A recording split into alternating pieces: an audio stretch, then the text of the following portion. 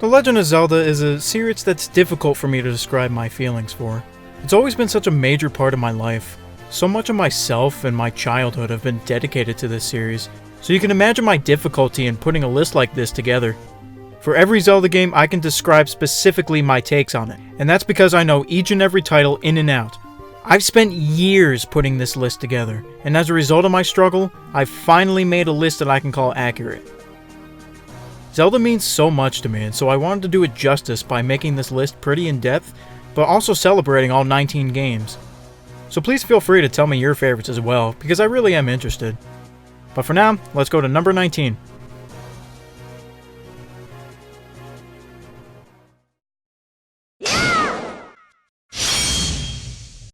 I was never able to play Zelda 4 Swords on the GBA until Nintendo released the Anniversary Edition. Getting to finally play this game was a bit underwhelming once I realized how short and linear it was. It didn't exactly match the feel or the lore of the rest of the series. The music sucked, the enemies were too easy, and the level-based structure of the game got annoying after a while. The entire plot can be, and was, summed up in one cutscene, so when you play it, it feels like a very insignificant hour-long game. These problems persist through the entire game, but they are combated by the level design. Some enemies took teamwork to defeat, the bosses were nice, items were awesome, and the overworlds were fun to go through with your friends, especially the Sea of Trees in the Realm of Memories. It felt nice tackling puzzles together, and the item variety never disappointed. This game does what it's supposed to, which is bring you and your friends on an adventure in the world of Zelda. And though they had to sacrifice many mechanics to make it work, it's still an all-around fun playthrough.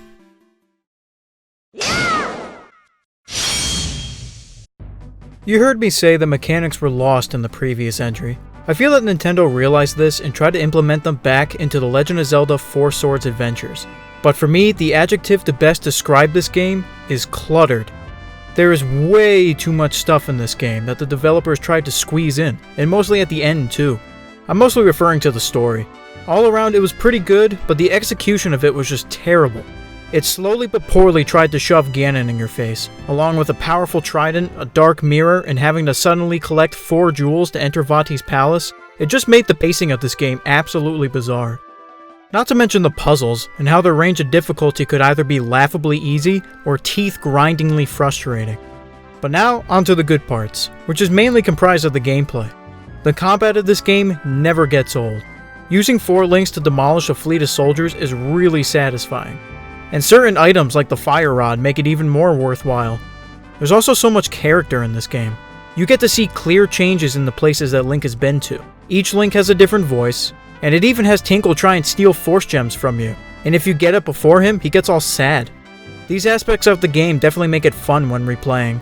And pretty much the whole game just felt like a cool mix of 4 Swords, A Link to the Past, and Wind Waker. Even though there are just some absolutely tedious levels, they're balanced out with all the good things this game has to offer.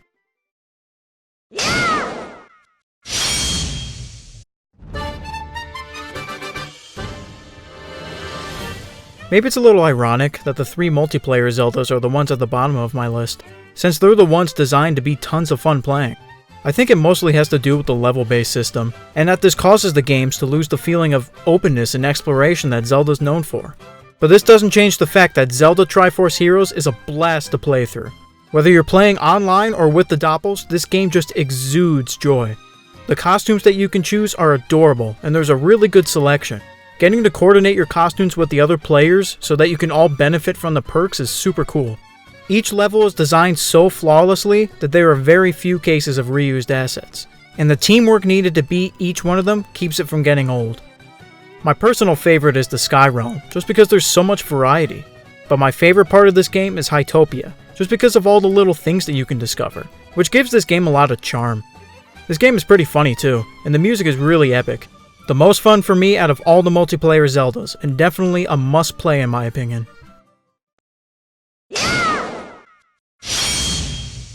Whether it's through experience or stereotypes, Zelda fans love to hate on this game. Of course I'm talking about Zelda 2: The Adventure of Link. But despite the bias the gaming community has against this game, I absolutely love it. It really hurts me to have to put this at only number 16, but it should show how much the other games mean to me. Now for those who have actually played this game, they will come to see that it's so much fun. The combat of this game is more intricate than most others in the series, and the leveling up system adds so much intensity. This is the first time Link can use spells too, and since this is your main way of regaining health, it forces you to plan accordingly and take your time with each enemy. While the game as a whole is very difficult, it never feels impossible, which makes you keep coming back and trying at whatever boss or room in Death Mountain that's killed you 3 times. Which is a perfect segue into the game's worst feature, and this is something that I have to agree with the community on, and that's the 3 life system. Every time you lose all 3 lives, you have to go all the way back to the beginning in the North Palace. And although this was infuriating my first couple playthroughs, I've learned to expect and planned around it accordingly, so it doesn't bother me as much. It still doesn't fix this awful mechanic, however, but regardless, The Adventure of Link is criminally underrated, and can be a very fun and satisfying game. This is a bit of a weird entry to put at number 15, but it doesn't matter because A Link Between Worlds is still a great game. All of the dungeons can be completed in whatever order you like, and the overworlds are loads of fun to explore.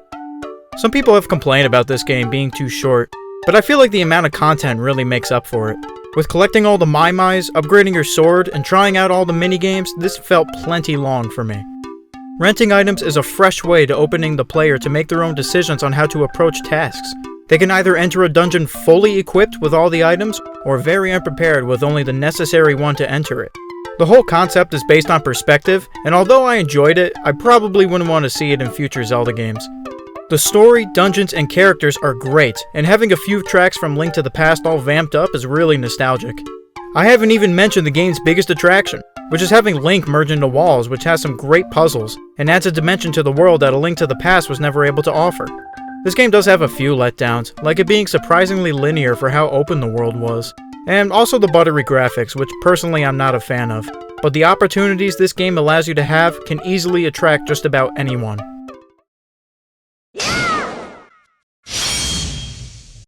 Once again, it kills me to have to put this game I consider a gem so low, but it doesn't change the fact that The Legend of Zelda for the NES is a fantastic game. It seems that the problems people have with this game are mostly due to the hardware limitations, and although it doesn't completely excuse the game's faults, it still amazes me how much they were able to pack into this adventure. It may not have towns or spells like its successor Zelda 2, but what it does have is a sense of freedom that has been matched by few games today. Almost every dungeon is available to you from the start, and each of them has surprisingly good dungeon design, seeming that it was only the first installment. Until of course you get to level 6 and you're introduced to the Wizrobes. This game has so many secrets, and every time I play it I discover something new. It just felt like an adventure, and that wherever you are in the world, it's designed to make it so you always have an idea of where to go and what to do next. This game will forever be a timeless entry. The Legend of Zelda Oracle of Seasons is such a magical game. I find it to be pretty overlooked among the Zelda community, but its music, dungeon design, and especially the items are prominent to the series. Unfortunately, the 2 overworlds are lacking a bit. I mean, Subrosia was cool, but I found it to be pretty boring in terms of layout and aesthetic, and it's definitely on the bottom for overworlds in 2D Zeldas. There's no doubt that changing the seasons is one of the coolest mechanics in all of Zelda, but ultimately I found myself wishing for more to do with it. Onox wasn't a great villain, and there could have been more attachments to Din throughout the game, but oh well, she's still pretty great. Another thing that's great is the pacing, with having interesting interactions with other characters when going back and forth from Subrosia. The bosses were excellent, but nothing comes close to the combat and items. The magnetic gloves are still one of my favorite items of all time, and alternating between Dimitri, Ricky, and Moosh each time makes the replayability factor very high for this game.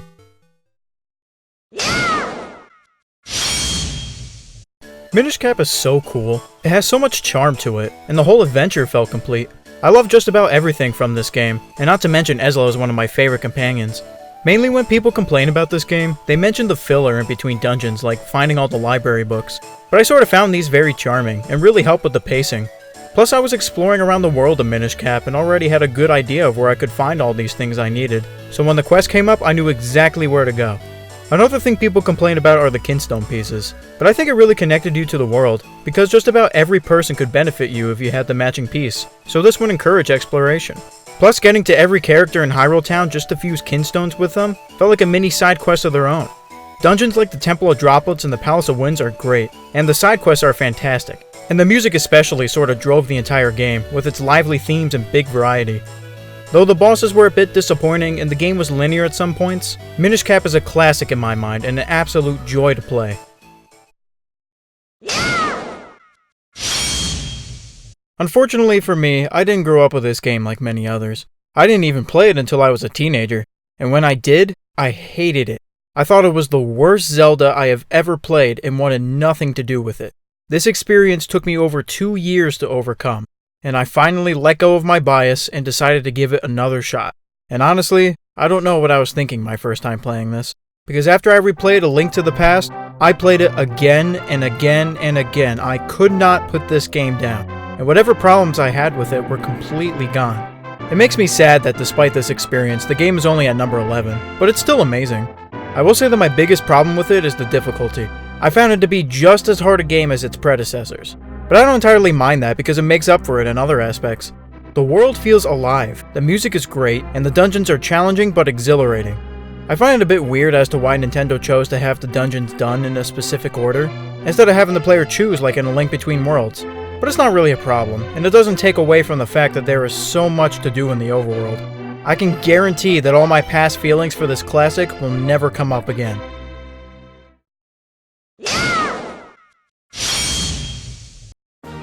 Phantom Hourglass. It's such a calming game that makes it so different from the rest of the series. I loved how many things you could do on the ocean. Fishing, treasure hunting, fighting Jolene, the list goes on. Definitely what this game is best at is its characters. It was pretty easy to fall in love with Ciela, Tetra, and especially Linebeck, and you get to see huge amounts of character development for them as you play on. The biggest complaint people have with this game is the Temple of the Ocean King, but honestly I didn't mind it. While yes, it was a little annoying to have to repeat all the levels, they gave you new shortcuts each time, so I didn't find it that bad. The controls on the DS are perfect. Using the items feels natural, and getting to steer the ship through the fog was awesome. And I actually would have preferred that this be the main way you control the ship, but oh well. Sadly, the music and majority of the dungeons are okay at best, but Phantom Hourglass is great, and it really thrives in what it does well.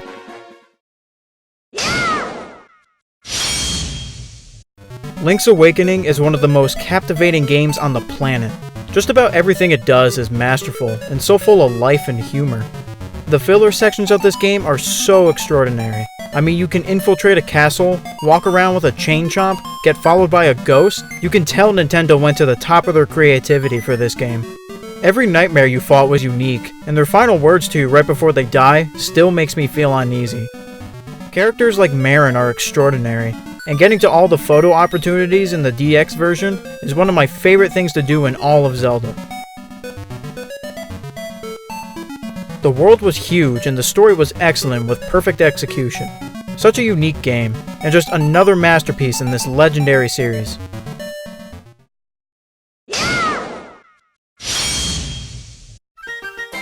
It's hard to come up with words that can accurately describe my experience with Spirit Tracks. I used to sit on my bed for hours and play this game, trying to get all the railroads and collect every train part. The story grabs your attention from the very start and does not let go.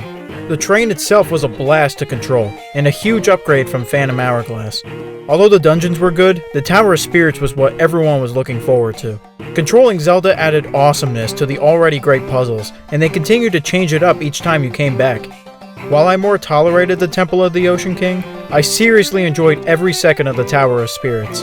Finishing the dungeons and then getting to go to the next level here was just so good. This game is full of some of the best gameplay in the series, some of the best music in the series, and one of the best Zeldas in the series. While some stereotype this game to be ridiculous, it's a full, fresh Zelda game that continues to impress me to this day.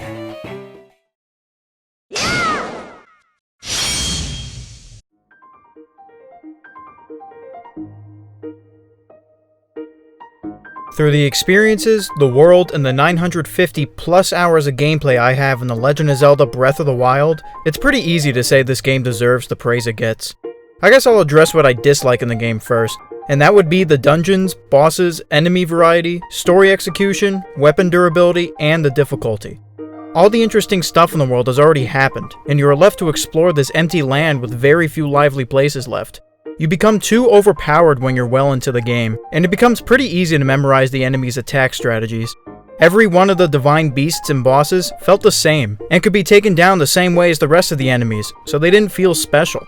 Now, how could a game with so many downsides be considered one of the best? And that's purely because of what the game does right. The overworld is the biggest of any Zelda game, and the feeling of freedom is just unmatched. The characters in this game were a lot of fun. Even minor characters on the road all contributed in some way and had a story to tell. Collectibles were fun, combat strategy was exhilarating, shrines were neat, and it gives one of the best iterations of Princess Zelda. There's just so much heart in this game. When I realized all the changes they were making, I was scared that this game wouldn't feel like a Zelda game. But when I played the intro on the Great Plateau, I realized I had nothing to worry about. While it's full of things that could have been executed better, it's easy to look past them because this game just does so many things masterfully, and I haven't regretted any time I've put into playing it.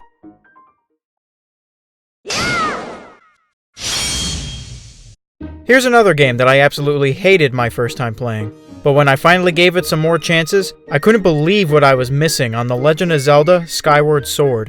Yes, Fi was incredibly annoying. Yes, the game threw linear tasks at you, and yeah, the first section of the game is kinda meh, but I found that after the first 3 dungeons, it completely changes. I consider this part right here to be the game's transition from a mediocre game to one of the best.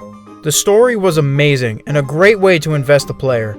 Fi transitioned from being a nuisance who pointed out the obvious, to being a companion that you cared about, which is what made her farewell at the end so emotional. This game is just filled with some awesome game mechanics. Stuff like the Silent Realms and all the side quests are excellent. The dungeons are so committed to their themes and give great battles and puzzles. Finally, a Zelda that provides a real challenge, even if part of that challenge is getting the bow to cooperate. For the amount of love I have for Skyward Sword, it was upsetting to see it barely miss my top 5. But there's no question that it's still one of my favorites.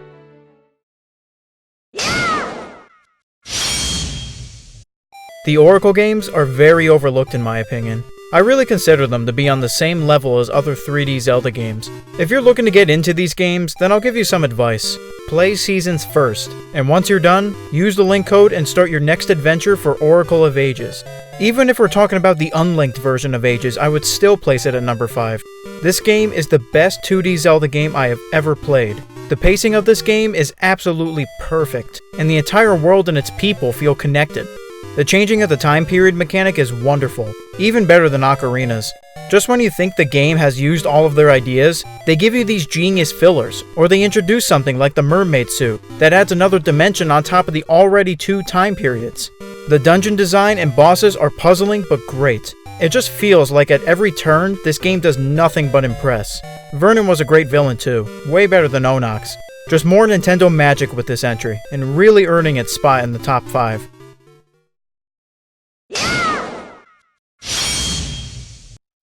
I think we're entering a time where it's okay not to place Ocarina at the top spot. I grew up with this game, and it would give me every feeling in the book, so the fact that this game is so important to me, and I still consider some to be better, should tell you just how great this series is. This game has basically been beaten to death with praise over the past 20 years, so I'll try not to sound too repetitive. Ocarina is just one of those games where it does everything perfectly. The pacing, story, gameplay, items, it's no wonder Nintendo finds it so hard to top this one. Each one of the dungeons has their own unique feel, and all of them can be considered some of the best in the series. Each area of the game is fun to explore, even if it isn't necessary to the story, and the optional items that you can get are so much fun and incredibly useful. It has so much growth in it. The child section of this game is a ton of fun, but then you get to encounter challenges twice as hard as an adult. I can't come up with anything this game does poorly. It has the highest replayability factor of any Zelda game in my opinion, and is just an absolute classic, one of the greatest.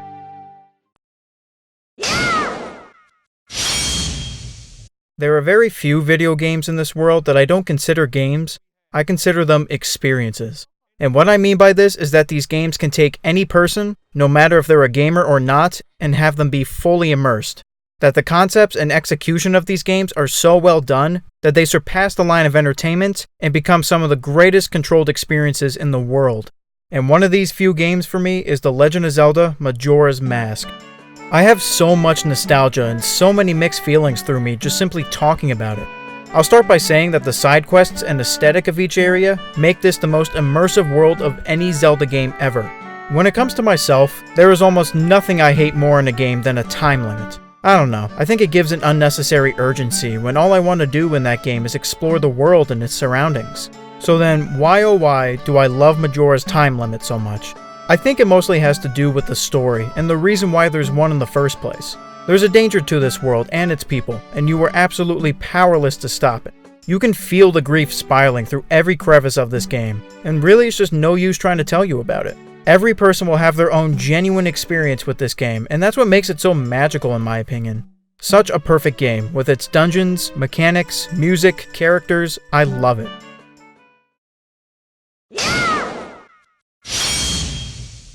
As if we weren't already in love with every game that's come out at this time, Nintendo throws this gem at us. Twilight Princess is one of those games for me where it's just sorta second nature playing it. I find the story to be a little complex, but not at all in a bad way.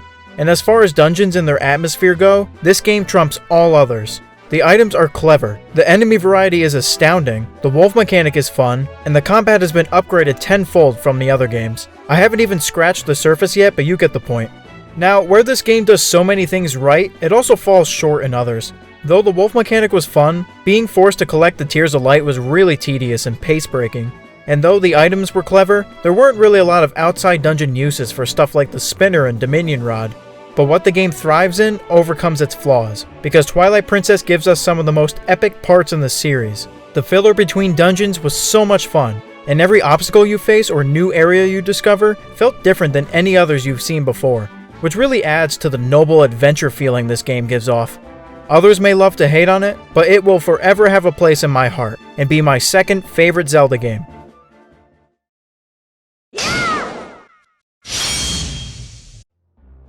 I am at a serious loss for words right now. Where do I even begin? How do I even come up with the appropriate sentences to describe my favorite game of all time? This was the first Zelda game I have ever played, and the sole reason for why I love video games in general. It may sound kinda mopey or cliche, but The Legend of Zelda: The Wind Waker has seriously affected who I am as a person today. The characters are so lovable and full of life. The art style is incredible and is held up outstandingly.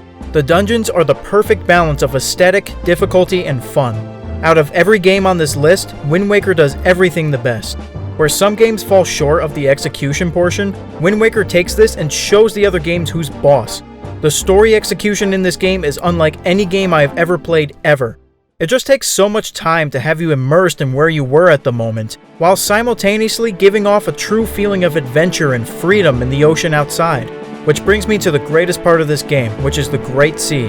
Every single island on the map felt unique and brought a whole new mini-adventure of its own. You were encouraged to explore the ocean, and that's where most people have their problems with this game. They complain about the Triforce Peace quest and the speed of your sailing. However, I felt that the sailing brought the biggest feeling of adventure, and taught you to be patient and admire your surroundings and the detail that came into this game. This part, as I said, encourages exploration. And with this exploration, you can find most of the treasure charts and such before you even reach the quest at the end. That's how in-depth this game is, and how much it rewards curiosity and bravery. Luckily for the people, the beautiful HD remake of the game gave you the Swift Sail. But even with these upgrades, I still choose to use the regular sail, and manually change the wind direction, because wherever you go, there is always something worthwhile at the end. This game is also huge on its charm and character it gives off. I mean, all the little details like having the music be accentuated every time you hit an enemy, having to spy on pirates to learn the password to their ship, spying on people to find the most subtle quirks in their behavior, I loved every second of it. Ganondorf was the most complicated and in-depth villain the series has ever seen, and having his tasks be noble instead of generic evil bad guy stuff was an excellent taste for this adventure. Getting to know Tetra beforehand and having her help you along your journey makes you even more connected to Princess Zelda at the end. Voyaging across the entire map to make a desperate attempt to save your sister, only to have it fail miserably, so you have to work and train by going through the dungeons and getting the best gear, then making your way back to the Forsaken Fortress and completely demolishing the puzzles and enemies you couldn't defeat before, then getting to save your sister and climb to the top of the tower to finally face off with the enemy that's given you so much trouble before in the most epic boss battle in Zelda history. I just can't get enough of this. Not to mention that this game has the best music in the series and of any video game I've ever played ever. The Wind Waker is my favorite game I've ever played, and it is the clear top choice for me. But hey, who knows? Maybe in the future Nintendo will pull their magic together and create a game that's even better than this one. But as of now, The Wind Waker will forever be my favorite and my love, and I will continue to cherish it for the years to come. Thank you.